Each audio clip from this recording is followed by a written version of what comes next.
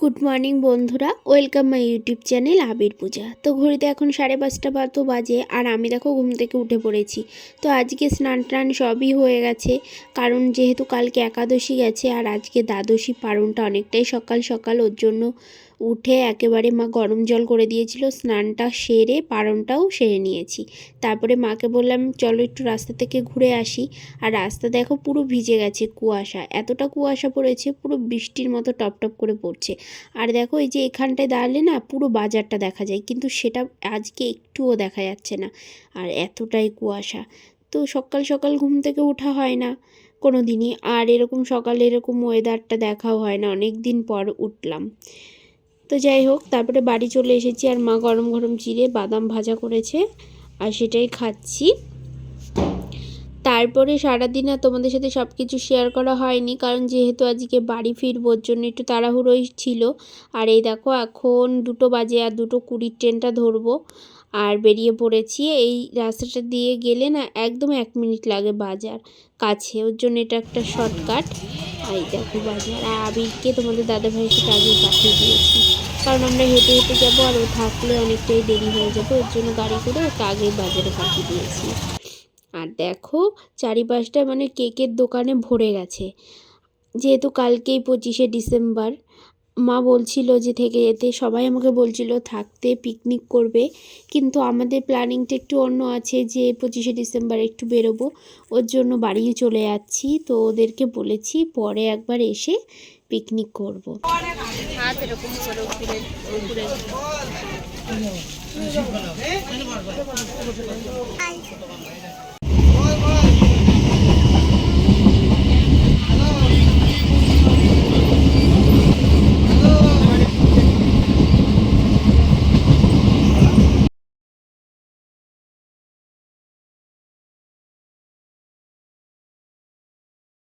তারপরে বাড়ি পৌঁছে গেছি, আর বাড়ি পৌঁছেই দেখো কেক নিয়ে বসে গেছে। আসার সময় একটা কেকও কিনে নিয়ে এসেছিলাম, আর হ্যাপি বার্থডে হচ্ছে, কেক দেখলেই ওর মাথা খারাপ হয়ে যায় যে ওর জন্মদিন। তো কিছুতেই বলে বোঝানো যাচ্ছে না যে তোমার জন্মদিন নয়, ও ভেবে নিয়েছে যে ওরই জন্মদিন। আর রাস্তাটা তো দেখলে প্রচণ্ড খারাপ রোডটা। তো আজকে বাড়ি আসতে আসতে অনেকটাই লেট হয়ে গেছে, কারণ ট্রেন থেকে নেমে টোটোটা ধরেছি, কিন্তু রাস্তায় এত জ্যাম ছিল, তো দেরি হয়ে গেছে। আর দেখো কেকটা কেটে ওর বাবাকে খাওয়াচ্ছে, খুব বাবা ভক্ত মার থেকেও। পরের দিন সকাল সকাল একটা পার্সেল চলে এসছে, আর এটা কি পার্সেল তোমাদের সাথে পরে শেয়ার করব আমি। তারপরেই দেখো স্নান টান করে একদম মানে শুরু করে দিয়েছে নাচ। তো আমাকে বলছে যে আমাকে একটা সান্তা ড্রেস পরিয়ে দাও। তো ওকে সান্তা ড্রেস আমি কিনে নিয়ে আসিনি, কারণ ওই একদিনের জন্য, ওর জন্য আর কিনিনি। তো রেড কালারের ড্রেস ছিল, সেটাই ওকে পরিয়ে দিয়ে সাজিয়ে দিয়েছি। আর দেখো কতটা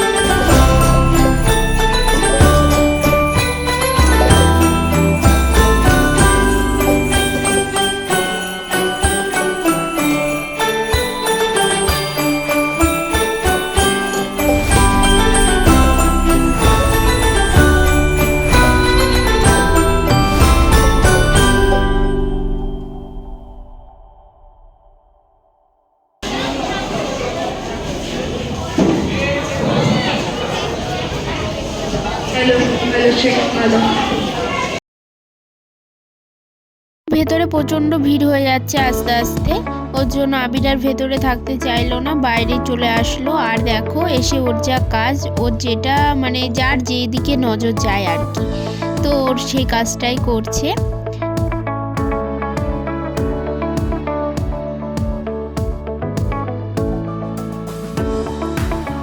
তারপরে চলে আসলাম মেলার ভেতরে, আর অনেক বড় মেলা বসেছে। আর আমি এই চার্চটাতে এই বছরই প্রথম আসলাম, কারণ রানাঘাটে মেন চার্চ যেটা সেটাতেই যাওয়া হতো এতদিন, আজকেও সেখানেই যাচ্ছিলাম, কিন্তু রোডের যা অবস্থা, তো সেখানে আর না গিয়ে বললাম তোমাদের দাদা ভাইকে যে চলো এই চার্চটাতেই যাই।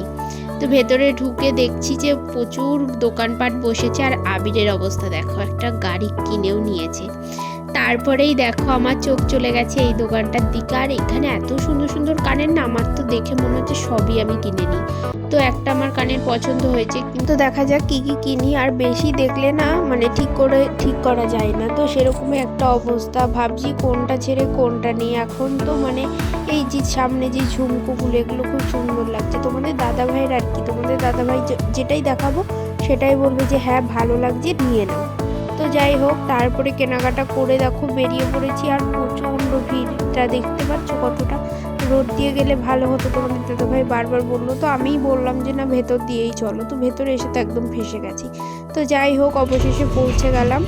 আর আজকে রাত্রে ডিনারটা এখানেই সেরে নেব, বাড়িতে ফোন করে জানিয়ে দিয়েছি যে আমরা বাইরে আজকে খেয়ে নেব। আবির অনেক দিন পরে রেস্টুরেন্টে এসে খুব খুশি। কিন্তু সমস্যাটা কি হচ্ছে বলো তো, আমরা তো সবে সবে এসে বসলাম, অর্ডার দিলাম, তো আমাদের অর্ডারটা আসতে একটু দেরি করছিল, তো ওর খুব মন খারাপ হচ্ছিল।